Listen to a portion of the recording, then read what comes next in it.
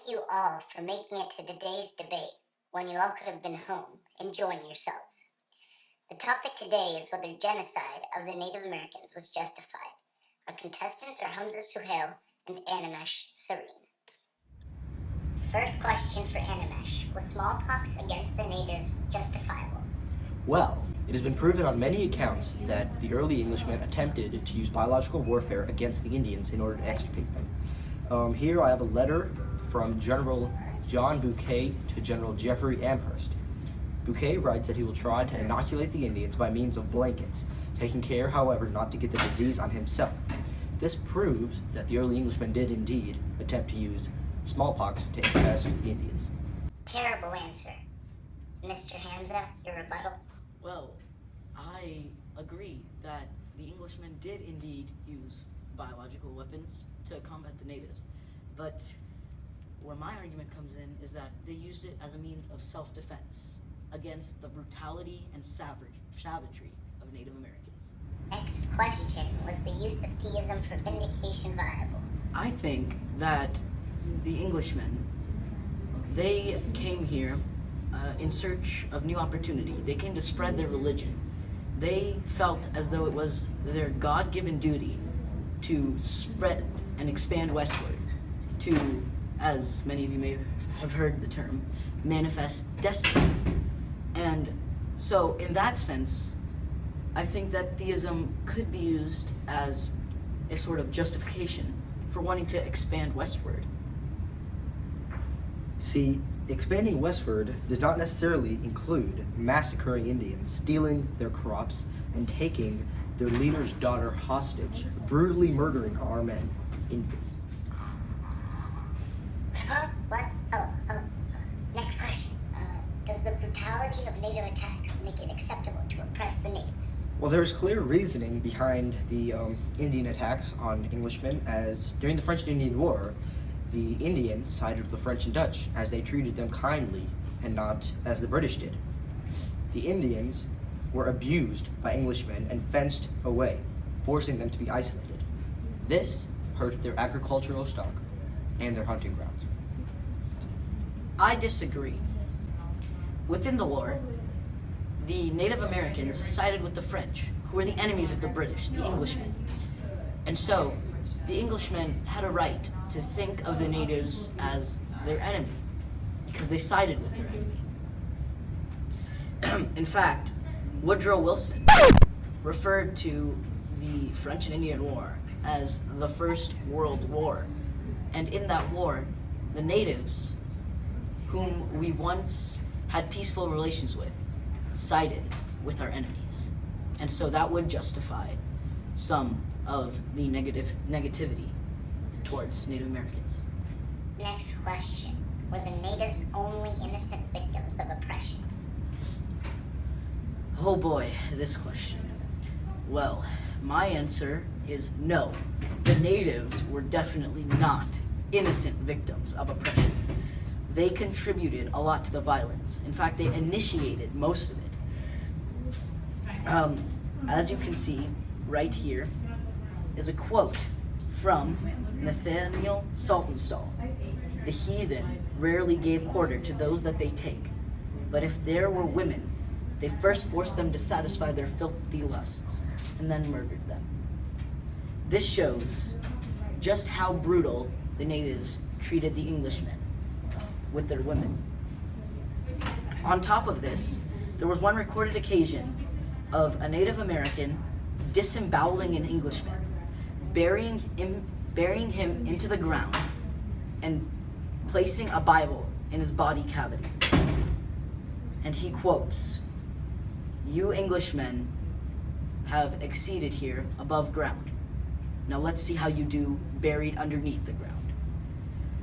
I think this is only a few of the violent instances of savagery that the natives displayed. And that truly shows that they were not just victims of oppression. The Native Americans acted in history. They weren't just acted upon by it. I must agree with you when you say we were not innocent victims of oppression, but to say the least, you were not either. You attacked our Indians One specific massacre was the Battle of the Great Swamp in 1622, or when the natives were forced into signing a treaty that isolated them after the attacks of 1622. This isolated us on our own land. This proves that the Englishmen nor the Indians were innocent victims of. Wow, you people really know how to kill the fun in a room. Anyways, next question. How do you explain the death toll of 60 million Indians from 1600 to 1760?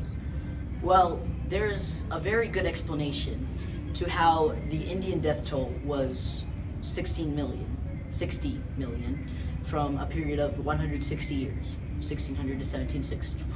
You see, much of the Native American deaths were a cause of Native Americans fighting other Native Americans, otherwise intertribal wars.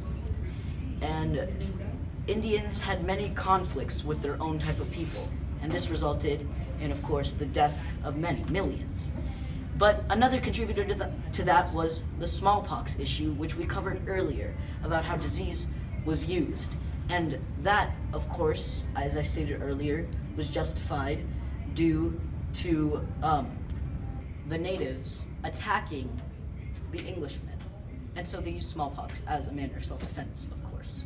And that would be the justification for 60 million native deaths.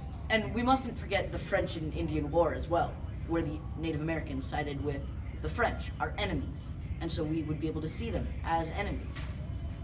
You can't say that many Indians died from pathogens and intertribal wars, but needless to say, your actions, just the pathogen itself, would not have killed such a massive number. You must take into account the numerous accounts of brutality against Indians, which killed many, 60 million, opposed to the 1 to 2 million Englishmen that died over this 160 period. Okay, I think I've been tortured enough. Just give me your closing remarks, please, so that we can get out of here. Well, it is clear that the Englishmen were not justified in their actions, as they did not have enough reasoning. Just because the Indians sided with their enemies, they have reason to murder 60 million men, not all who sided with the French and Indians. You must take into account that the Englishmen also kidnapped many Indians, killing and massacring many of them. All of this proves that the Englishmen had no vindication to wipe out nearly 90% of the Indian race.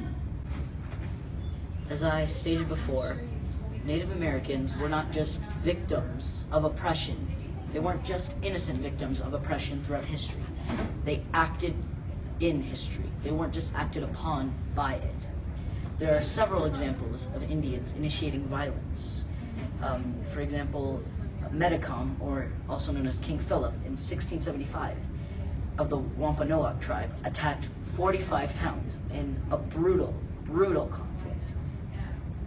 And there were many other instances of natives attacking Englishmen. And so it might have been justified for the Englishmen to want to oppose the natives, who sided with their enemies in the French and Indian War. I mean, they did all of these things that initiated conflicts with them. And it's not like we can transfer all the blame to the Englishmen because they ended up victorious. The Indians played some part into it as well. Thank you.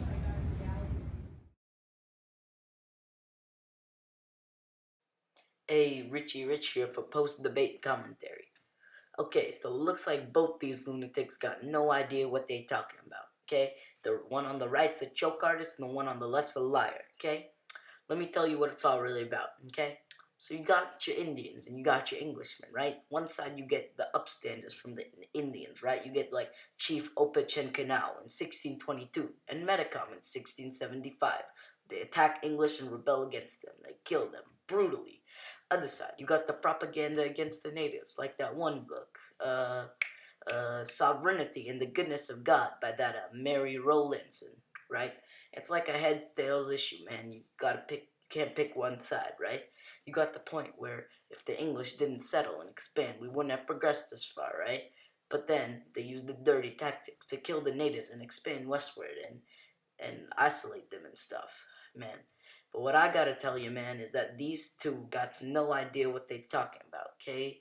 They terrible, right? We need somebody who is gonna make everything great again.